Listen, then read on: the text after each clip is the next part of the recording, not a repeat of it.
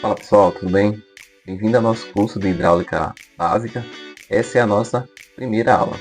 Nesse curso a gente vai pegar todo aquele fundamento que norteia a hidráulica, seja a questão da lei de Bernoulli, a lei de Pascal e muitas outras coisas que a gente vai ver, tá? E esse é o que vai dar base para que a gente possa evoluir lá na frente um pouco mais para circuitos hidráulicos propriamente ditos, tá certo? Então vamos lá, na nossa primeira aula de hidráulica básica.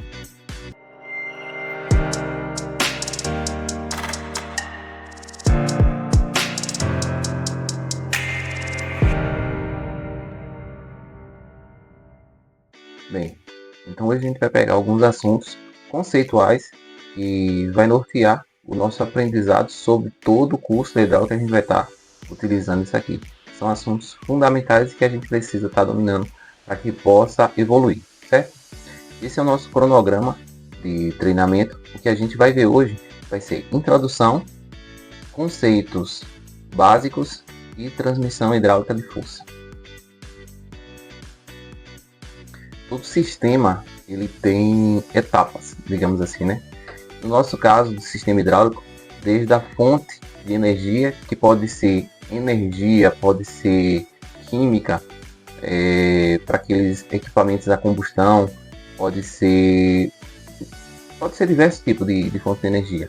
Eu tenho que ter uma fonte de energia, o sistema hidráulico ele vai executar um trabalho e, consequentemente, eu vou ter esse resultado, né? A forma com que esse trabalho vai ser executado, isso depende de cada sistema, depende de cada máquina, a depender do que é que eu quero daquele sistema hidráulico. Por exemplo, no nosso caso, a gente utiliza máquinas hidráulicas para nos auxiliar a extrair minério.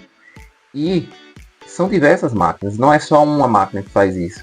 Então, a cada etapa, seja do momento de perfuração, detonação, carregamento e até o momento que ele vai fazer vai moer aquele minério para poder separar o ouro do rejeito, nesse período todo a gente está utilizando máquinas hidráulicas. E sem elas a gente não conseguiria fazer isso pelo menos de uma forma tão fácil, né? Dá mais volume, dá mais produtividade e melhor desempenho. E dentro desse sistema hidráulico nós temos grupos geradores de pressão hidráulica, grupos controladores e grupos atuadores, que é o que a gente vai ver lá na frente, tá? E os grupos de ligações, que são mangueiras, dutos e aí vai. Sistemas hidráulicos e algumas unidades que a gente vai estar utilizando durante esse curso. Por exemplo, o que é pressão, o que é vazão, o que é deslocamento. Se eu tenho uma bomba hidráulica, vou pegar um exemplo, e essa bomba está escrita nela lá 100 cc, que quer dizer que é 100 centímetro cúbico. A partir dessa informação que eu vou poder definir qual que é a vazão daquela bomba. Claro que no cálculo de vazão não depende só daquilo, depende do deslocamento, que é esse valor que a gente está colocando como exemplo, junto com o RPM que aquela bomba vai estar trabalhando. Porque se eu tenho um RPM maior, consequentemente eu tenho uma vazão maior. Se eu tenho um RPM menor, consequentemente eu tenho uma vazão menor, certo? Então, a vazão da bomba vai depender desses dois fatores, deslocamento e RPM, porque um vai complementar o outro. A questão da pressão é oposição à passagem do fluxo. Quando eu tenho um fluxo livre, a minha pressão é mínima, mas quando que eu tenho um fluxo restringido, alguma coisa ali que está contrapondo aquele fluxo, isso vai criar uma pressão. Então, a bomba ela não manda pressão. A pressão é uma consequência de tudo aquilo que todas aquelas resistências que o circuito vai impor à bomba. Então ela manda um fluxo.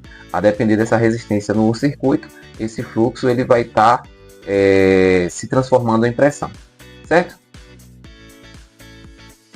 Outra coisa importante aqui, ó, existem algumas unidades de medidas, mas que elas são praticamente iguais. Por exemplo, um bar que é praticamente igual a 1 kg-força por centímetro quadrado, que é igual a 1 atm, que por sua vez é igual a 14,7 psi. Mais comumente a gente utiliza mais em bar e em psi, é o que pelo menos no ramo de mineração a gente utiliza muito. mas é bom saber dessas diferenças, tá? Entre um e outro. Nesse caso aqui, essas medições são para pressão. Se eu quero uma medição de vazão, eu já vou utilizar outros. Por exemplo, eu vou utilizar litros por minuto ou galões por minuto, entre outros também, certo? Deslocamento, como a gente já comentou, é em centímetro cúbico por revolução. O que é uma revolução?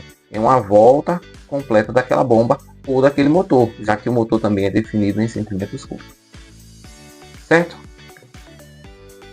Circuitos hidráulicos básicos. Esse é o nosso objetivo do final desse curso, tá? A gente entender todo esse passo a passo, todos esses pontos aqui, por que eu tenho que ter esse filtro, essa válvula limitadora, essa válvula direcional, esse restritor. Então, o objetivo do nosso curso é esse. Unidades hidráulicas. Unidades hidráulicas é um circuito básico também, isso aqui a gente vê com mais detalhes lá na frente, mas resumindo, é um circuito básico onde eu tenho um reservatório, o óleo hidráulico, uma bomba, uma linha de saída e uma linha de retorno. E seus tratamentos, por exemplo, tem os filtros aqui que servem para tirar as impurezas lá desse óleo. Mas isso é uma coisa que a gente vai estudar lá na frente, tá? Isso aqui é só um exemplo. Conceito básico. Lei de Pascal. Eu vou colocar um vídeo agora para vocês. E nesse vídeo ele vai representar de uma forma assim mais didática como é que funciona a lei de Pascal. Já já a gente retorna. Agora vamos fazer o submarino de Pascal. Para isso, vamos precisar de uma garrafa PET, de um bocal de caneta, de massa de modelar e água. Primeiro, completamos a garrafa PET com água até a marca da tampa. Agora vamos tampar a parte de cima do bocal com a massa de modelar. E vamos colocar um pouco de massa de modelar na outra ponta. Agora colocamos o nosso submarino na garrafa com água e tampamos. Quando aplicamos pressão sobre a água, a pressão exercida diminui o volume de ar dentro do bocal e ele afunda. Quando soltamos a garrafa, a pressão diminui e o ar dentro do bocal aumenta e o submarino emerge. Agora você pode brincar à vontade. Gostou? Me segue!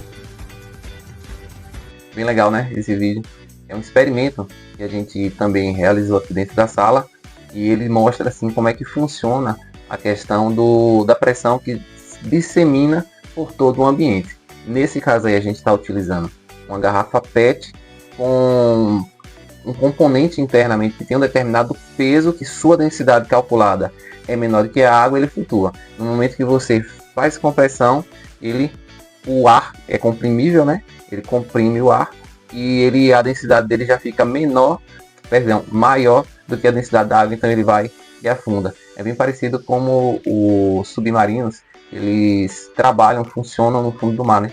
Para poder submergir e emergir. E isso tem tudo a ver com essa página aqui agora que a gente está estudando, que é a lei de Pascal. O que é que a lei de Pascal fala? A pressão exercida em um ponto qualquer de um líquido estático, isso é importante frisar, é um líquido estático, é a mesma em todas as direções e exerce forças iguais em áreas iguais. O que é que isso quer dizer? A garrafazinha que eu tenho aqui, imagine que ela não tem furo nenhum, ela está totalmente fechada. No momento que eu faço pressão na rolha, e essa pressão não fica apenas na área da rolha, mas ela permeia todo o ambiente dessa garrafa. E isso é interessante porque isso não vale apenas para a garrafa.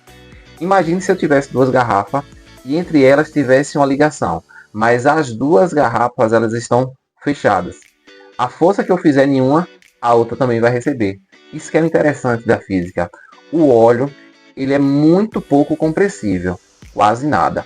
O ar ele já é bastante compressível, mas o óleo não.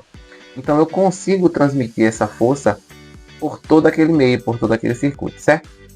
Tem uma formulazinha aqui do lado, que é a fórmula de pressão é igual a força sobre área.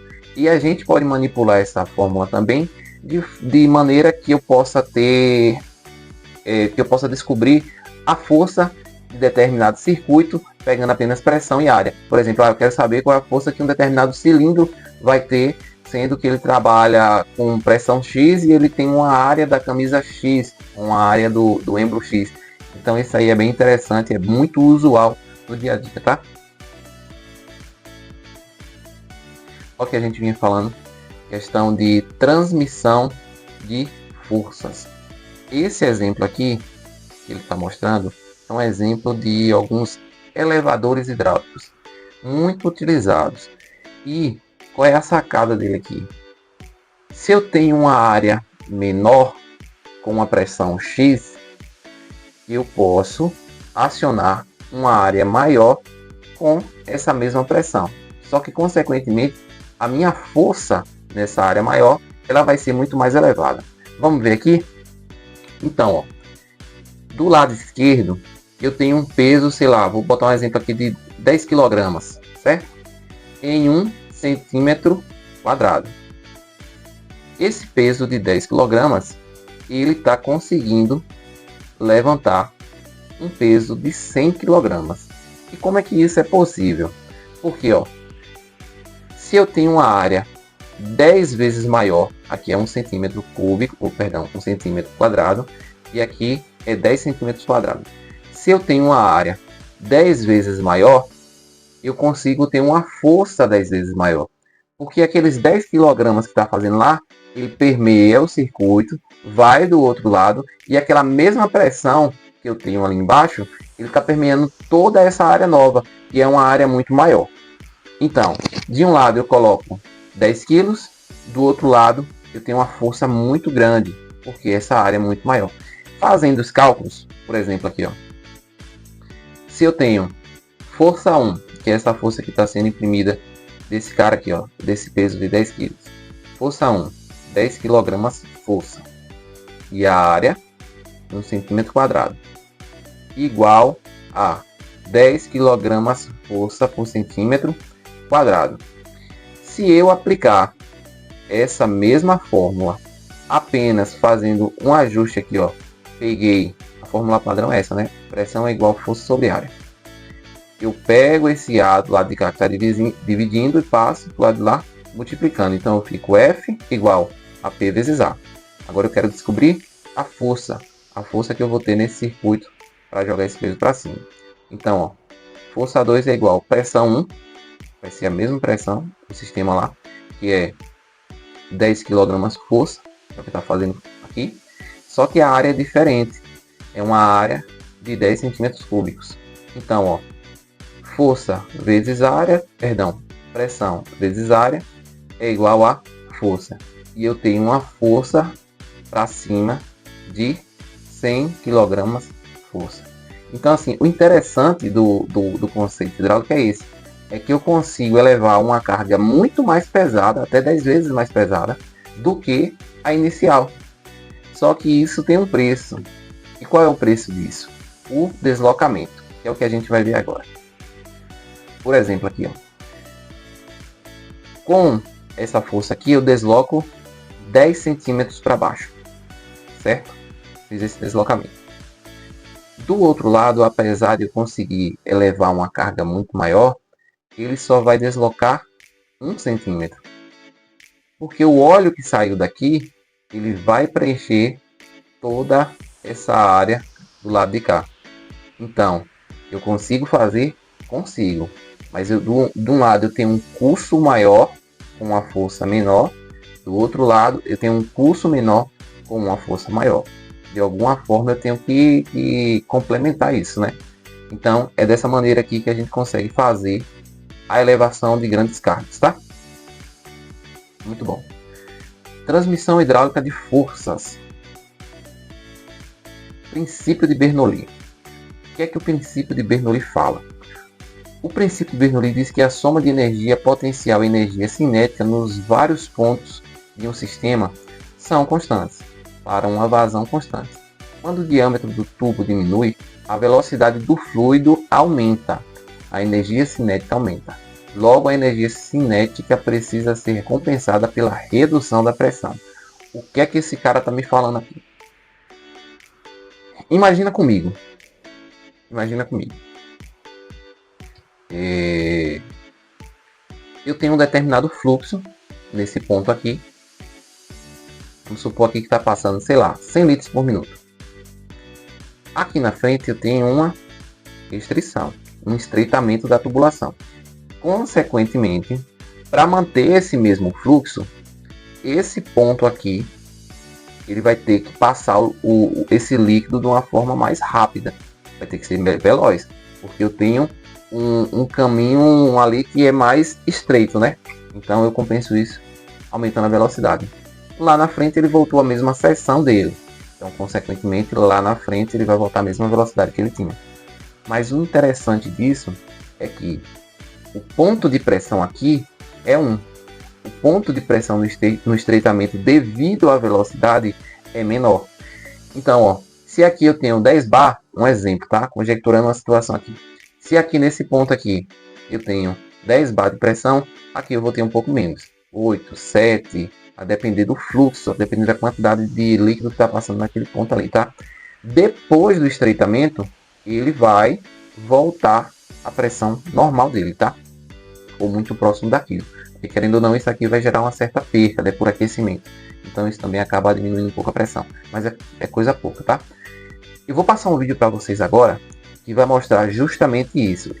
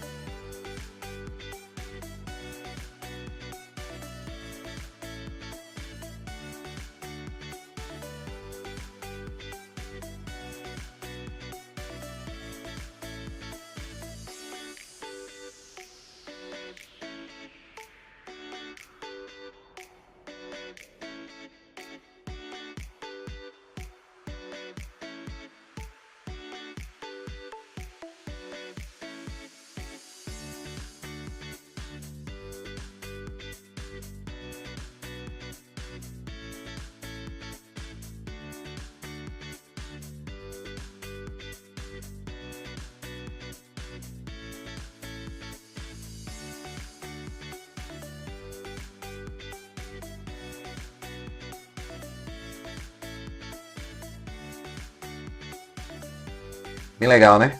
É interessante. E é isso, o que eu acho interessante da física é isso. É alguns conceitos do nosso dia a dia que muitas vezes a gente nem percebe, né? Mas que está presente ali o tempo todo. Tipos de fluxo. Nós temos dois tipos de fluxo. Fluxo laminar e fluxo turbulento. O fluxo laminar é um tipo de fluxo que parece que o líquido ele nem está fluindo, porque a próxima partícula que vem depois daqui já passou, faz o mesmo percurso. Então você olha assim, parece que está em câmera lenta. Na verdade, parece estar parado no tempo, né? E aquilo dali é o fluxo laminar. Todo fluxo ele tem um ponto onde ele fica, uma vazão, na verdade, onde ele fica laminar. E a partir de um determinado momento, se eu aumentar muito aquele fluxo, ele vai para um fluxo de transição e, consequentemente, lá na frente, ele vai virar um fluxo turbulento, onde as partículas elas já não seguem mais aquela mesma ordem. Você vê que existe uma turbulência naquela linha ali, tá? Detalhe: fluxo laminar seria o ponto ideal para que funcionasse dentro das tubulações e das mangueiras, porque é um menor custo de energia, porque se ele não está turbulento, ele não está se chocando com as galerias, consequentemente ele acaba sendo mais fluido, digamos assim, ele acaba fluindo mais fácil, e isso faz com que existam poucas percas por atritos ou por aquecimento, tá? Que é o que a gente falou agora, geração de calor. Todo ponto que existe uma curva, um estreitamento, ele gera um calor, ele gera uma temperatura, tá? E isso faz com que, a depender do tamanho da tubulação, isso pode ter uma diferença muito grande, tá? Em áreas industriais, onde as tubulações podem chegar até a quilômetros, isso aí tem que ser estudado para que eu tenha o menor impacto no circuito. Se eu coloco muitas curvas, muitos estreitamentos, isso prejudica o fluxo naquela linha e, consequentemente, eu vou ter um maior gasto de energia, principalmente. Fora as questões de gasto da própria tubulação, que ela vem a se desgastar internamente devido às colisões, tá? Ó, um exemplo. Imagina que essa tubulação aí tem, sei lá, quilômetros. Lá na saída tinha 100 kg por centímetro quadrado, pressão, né? Na chegada só tinha 12. Para onde é que foi esses outros dois? Quer dizer que no meio do caminho eu perdi essa energia. Hoje vamos ficar por aqui, na nossa aula de hidráulica básica. Te espero na segunda aula. Valeu, tchau, tchau.